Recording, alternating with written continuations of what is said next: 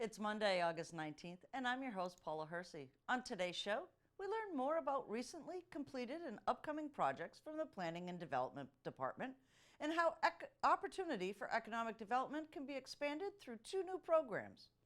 Now for a look at municipal legislative notes. The town would like to welcome Karen Nober as our new town attorney. Attorney Nober has over 20 years of governmental legal experience. Karen currently serves as General Counsel at the Massachusetts Department of Conservation and Recreation. Attorney Nober has previously served as the Executive Director of Massachusetts State Ethics Commission and Deputy Chief Legal Counsel for the Massachusetts Port Authority. Karen has degrees from Brandeis University and Boston College Law School.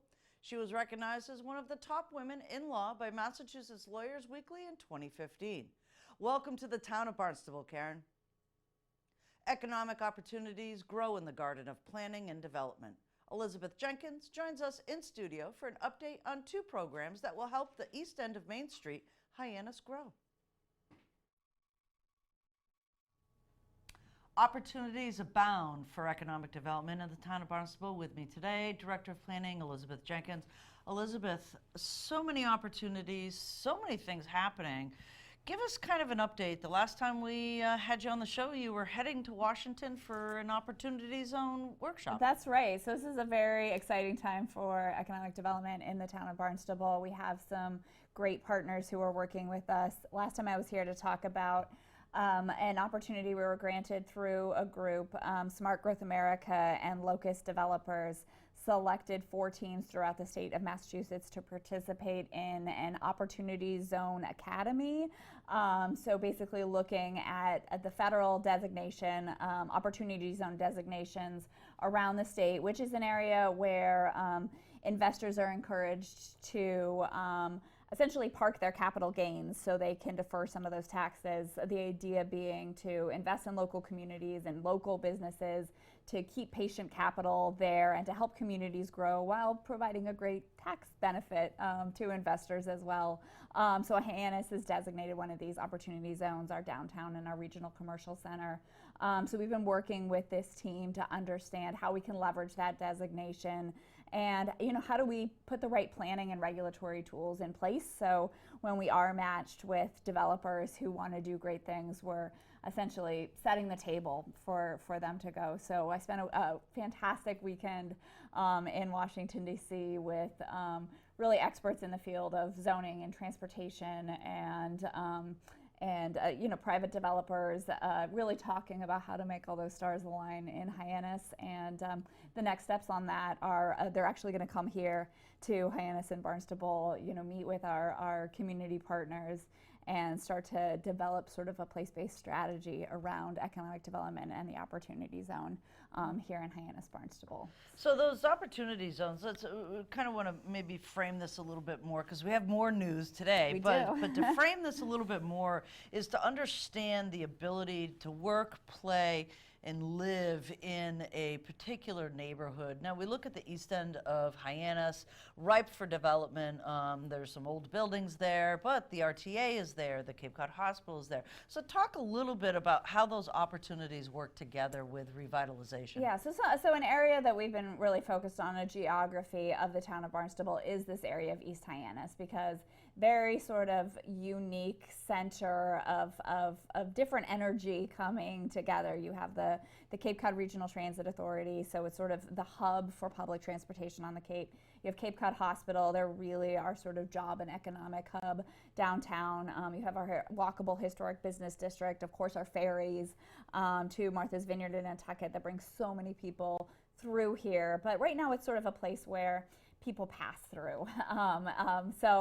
As we talk to these partners that are all have a physical presence in the district, you really see sort of a strong and shared vision start to emerge about a place that provides intergenerational opportunities, somewhere that's again walkable, has those sort of healthy transportation choices available, has jobs accessible, and has the opportunity because there are sort of underutilized and disinvested structures to be able to support additional things like housing development on a wide variety of spectrums. So you get this sort of exciting vision come together for for a neighborhood with a really good jobs housing balance that can be close to so many of the fantastic things that everyone loves about Hyannis and Cape Cod. Right, and it's also, Willow Street right there, that'll be redeveloped in another couple of years as well. That gets you right over to Route 6, so everything seems to be converging at the same point. Right, so the town, yeah, exactly. The town's making a lot of investment in this area. The MassDOT project, again, on Willow Street, Yarmouth Road.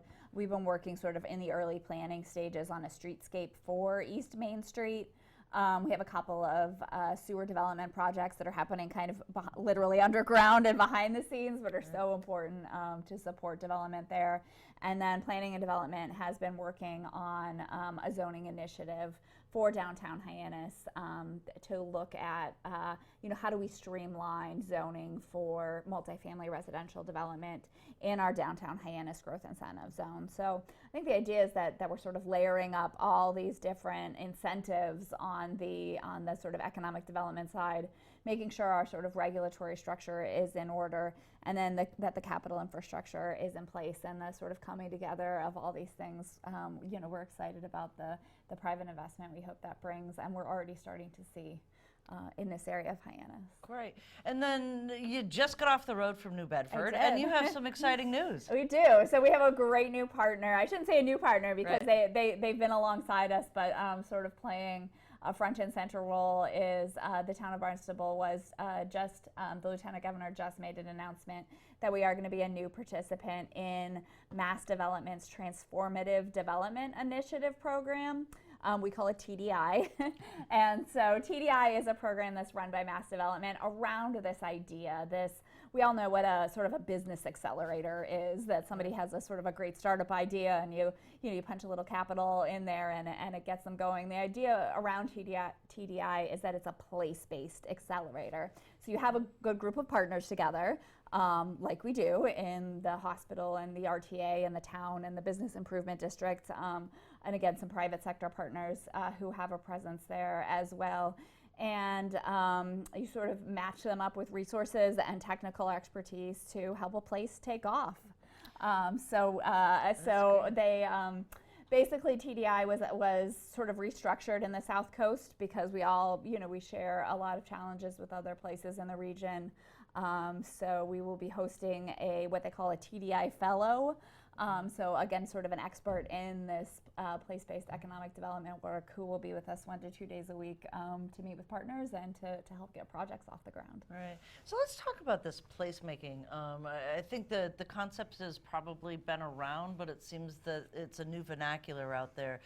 Really kind of break down what placemaking means. Sure. So we think this is sort of a one piece that I don't want to say we're missing, but that we could certainly go a lot further on. So the idea is that, again, there's these pieces that people don't see, the infrastructure that is needed to support the development, the regulatory structure, but then there's the way people experience a place and its public spaces. So when you go visit a place and it has sort of a strong sense of place, you can tell you're there. It has a brand, an image. And when people are in their public spaces, there are things happening and they're activated. This is the idea of placemaking, that it's more than just, it's more than just doing sort of the regulatory side of economic development. It's really about bringing places to life. And a perfect example of this is our High Arts program and our Artist Shanty program that we run down in Bismarck Park. The idea is that, again, you're sort of engaging artists and engaging the community and activating public spaces.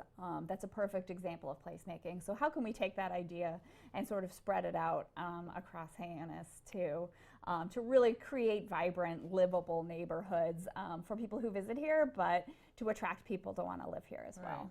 So I'm curious, how does TDI work with that Locus program? Will they work independently, side by side, or intertwined? So they're different organizations, but I think it's great because they're sort of focused on the same mission, which is place-based economic development. So I think it's a really exciting sort of coming together of resources and experts, again, in these, in the field of sort of planning and economic development coming together. So we're really looking forward. Like I said, I feel like we have all the pieces in place to sort of marketing them to investors and being able to see real transformative type of change in Hyannis. Right, and I think as the fall comes into this vision and the stakeholder pieces will start to come in a little bit with people giving, public and investors coming to look at Hyannis. Exactly. So it's sort of broken down on a project by project basis. We've done a lot of sort of outreach again around things like streetscape. We've just started an effort with the Hyannis Civic Association and people there around Ocean Street and sort of rethinking that. So yeah, certainly if downtown revitalization is something that folks are interested in, lots of opportunities to sort of get involved and have your voice heard coming up. Excellent. Our future's so bright. It is. Thanks so much, Elizabeth. Thanks, Paula. From the commercial corridor of Route 132 to the east end of Hyannis and out to the villages, we have an update from the Planning and Development Department on economic development and housing projects around the town of Barnstable. Economic development happens all over the town of Barnstable. With me today, Mike Travato, Economic Development Specialist. Mike, there's like projects everywhere, some in the permitting stage, some in the completion stage, and things in between. We're going to take a walk around town, and how about you telling us kind of what's happening, maybe starting with the commercial areas? Sure. Lots going on, as you said, Paula. Starting with right on Route 132, one of our bigger projects that's been ongoing for a while, as people can see as they drive by there, is the Cape Cod 5 Operations Center, which they're anticipating occupancy late this year. That's going to include 200 new employees being moved into that facility, which is pretty excited about that situation. Yeah. Anyone who drives by the mall sees that that's under major renovations as well. Right. And Target being the #1 prospect that's going in there, among others that is going in there. They're going to see a lot of great changes for the mall. Yeah. And if you skip across the street, the news just came out that the town just signed a new land lease with WS Development for the Kmart Plaza. Cape Town Plaza is what it's officially known as, Right. but it will be known as the landing at Hyannis going forward once that project gets developed by WS. Okay. WS is a renowned developer, and they've done projects like Legacy Place and Derby Street up in Hingham. Yeah. And we're pretty excited about the long-term prospects for that as a lifestyle center development with that developer. Right. So. Why don't we just back up a little here? So, Route 132 has been the retail corridor for 30-something years now in the town of Barnstable.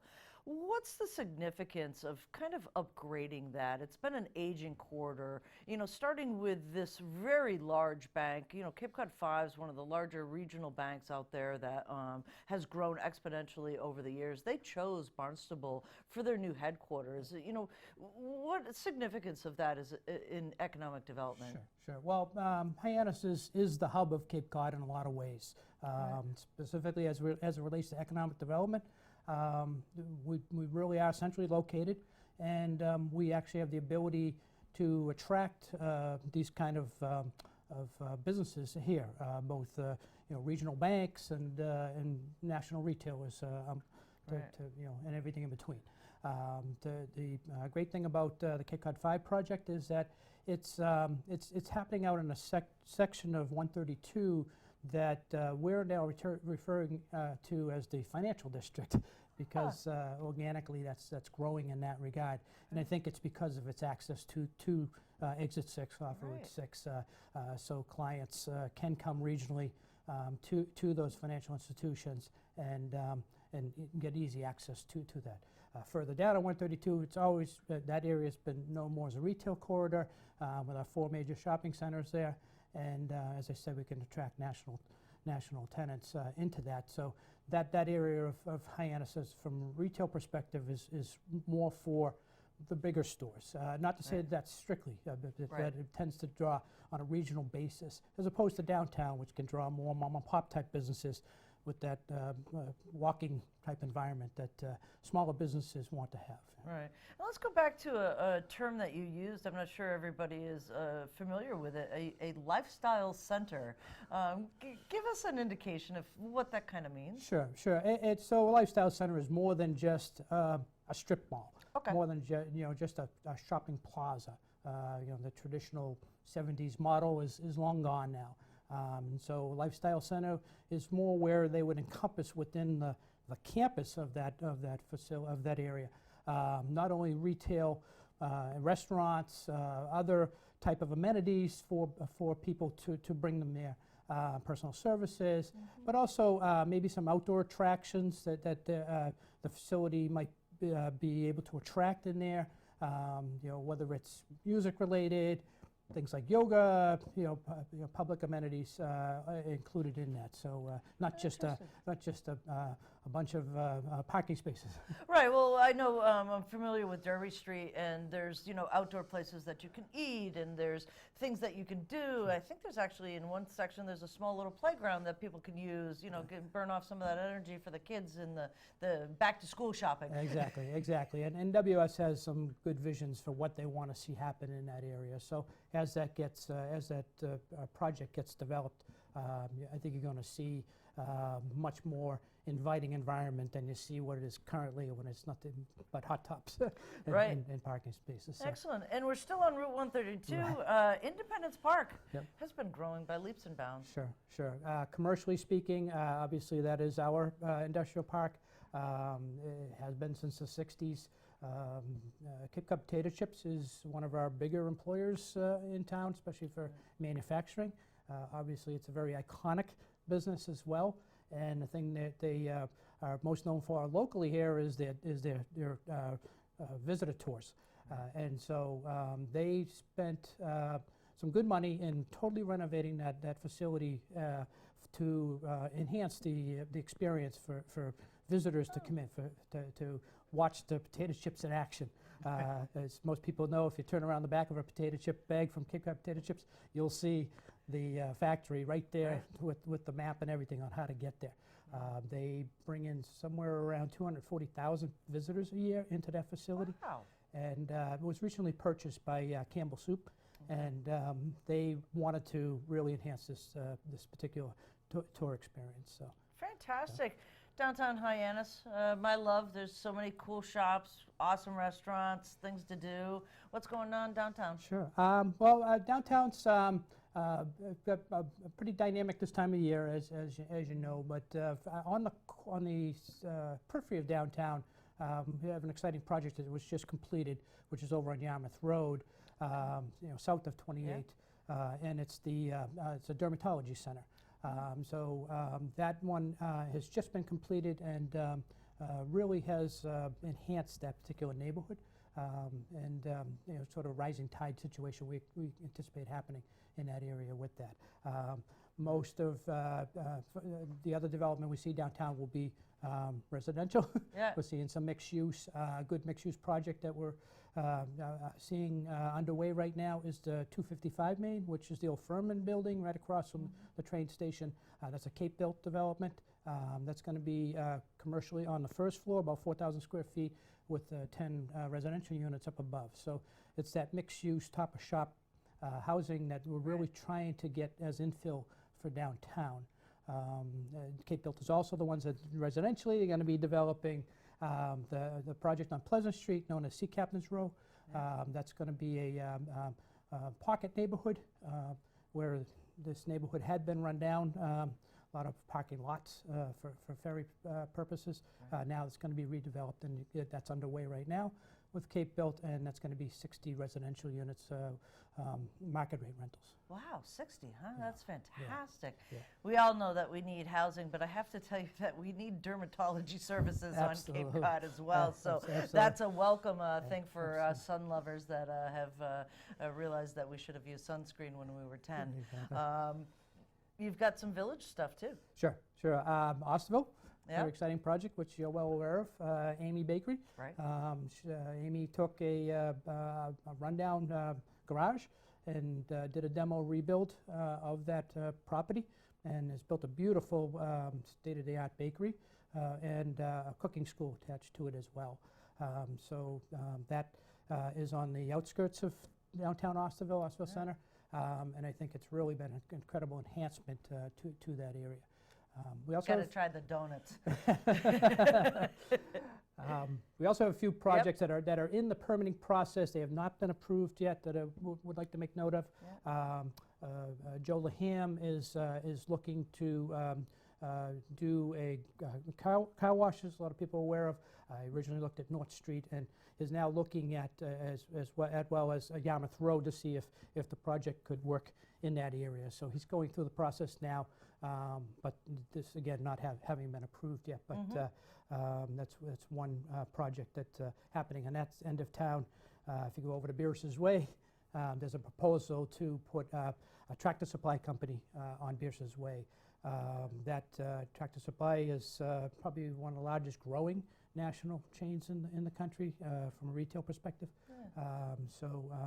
Would be a welcome addition if, again, assuming approval. Right. These aren't approved yet. And then also at the Staples Plaza, where Mitchell's restaurant used to be with the VFW, there's a proposal to build a Walgreens and a Dunkin' Donuts and a third building, which hasn't been named yet as to who the occupant would be of that. Again, this is in a permitting process, not approved at this point. Right. Well, you need a Dunkin' Donuts on every corner. We do live in New England. We do live in New England, right? We run on Dunkin'. We need our Dunkies, absolutely. Awesome. And with all of this new retail, we're going to have an influx of employees and things that are happening in our office buildings. Housing, always probably one of the hottest topics we have, not just in the town of Barnstable, but the entire region. What's going on for housing in Barnstable? Sure. Housing is critical to economic development, and right now we're going through a housing crisis.